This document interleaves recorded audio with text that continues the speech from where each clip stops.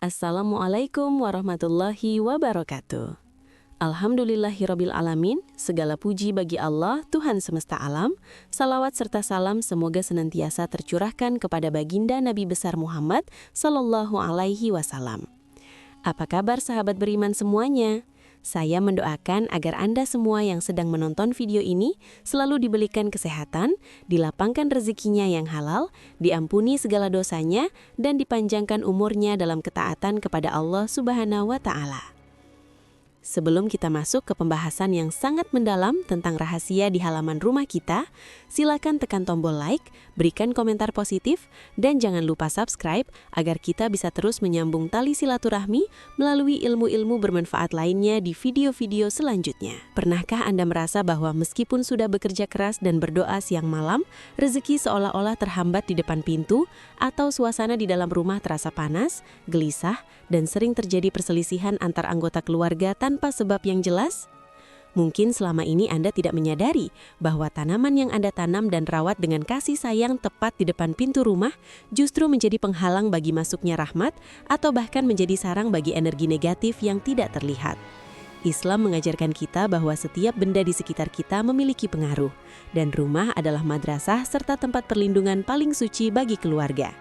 Jika Anda ingin tahu jenis tanaman apa saja yang menurut tinjauan filosofi Islam dan kesehatan lingkungan bisa membawa kemalangan serta menghambat datangnya rezeki, pastikan Anda menyimak pembahasan ini dengan saksama tanpa melompati satu detik pun, karena ilmu ini bisa menjadi kunci perubahan suasana rumah Anda mulai hari ini. Sahabat beriman yang dirahmati Allah, sebelum kita membahas mengenai jenis tanaman yang dilarang, kita perlu memahami prinsip dasar bahwa Allah Subhanahu wa Ta'ala sangat menyukai keindahan, kesucian, dan kebersihan. Hal ini ditegaskan dalam Al-Quran Surat Al-Baqarah ayat 222. Innallaha yuhibbut tawabin wa yuhibbul mutatahhirin.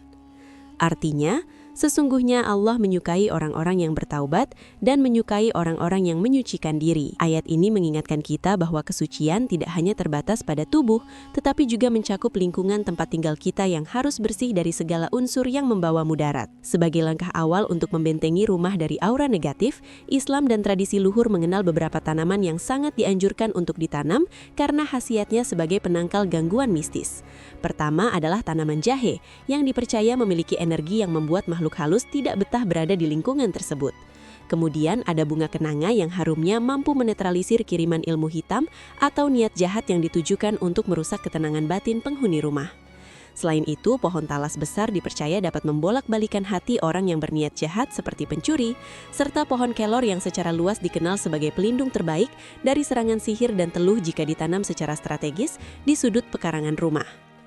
Namun, kita harus sangat waspada terhadap tanaman tertentu yang justru mendatangkan kerugian. Tanaman pertama yang perlu dihindari adalah pohon asam jawa atau mirtus. Secara filosofis, asam jawa melambangkan nasib yang asam atau kecut, sehingga banyak ulama dan ahli hikmah menyarankan agar tidak menanamnya di depan rumah agar keberuntungan dan keharmonisan tidak menjauh. Selanjutnya, sahabat beriman perlu memerhatikan pohon pinang.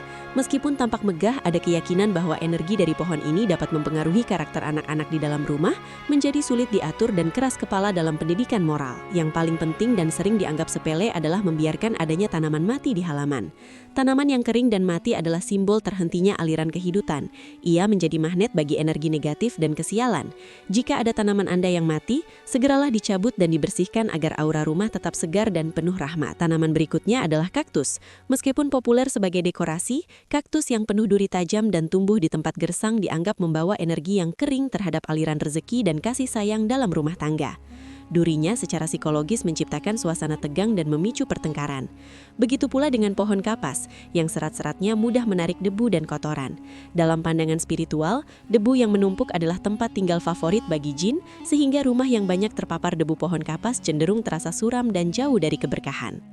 Terakhir adalah tanaman mahkota duri. Selain bahaya fisiknya yang bisa melukai, tanaman ini dipercaya dapat meningkatkan ketegangan syaraf bagi siapa saja yang memandangnya, sehingga kedamaian di dalam rumah seringkali terganggu oleh hal-hal kecil. Sahabat beriman, menata pekarangan bukan sekedar soal estetika, melainkan tentang bagaimana kita mengatur aliran energi positif agar selaras dengan tuntunan agama yang menginginkan ketenangan bagi setiap hambanya. Mari kita lebih bijak dalam memilih apa yang tumbuh di depan rumah kita agar setiap jengkal tanah kita menjadi saksi ibadah dan kebahagiaan kita. Wallahu a'lam bishawab.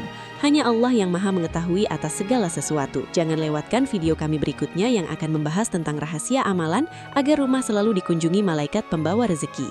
Silahkan klik video yang muncul di layar Anda sekarang.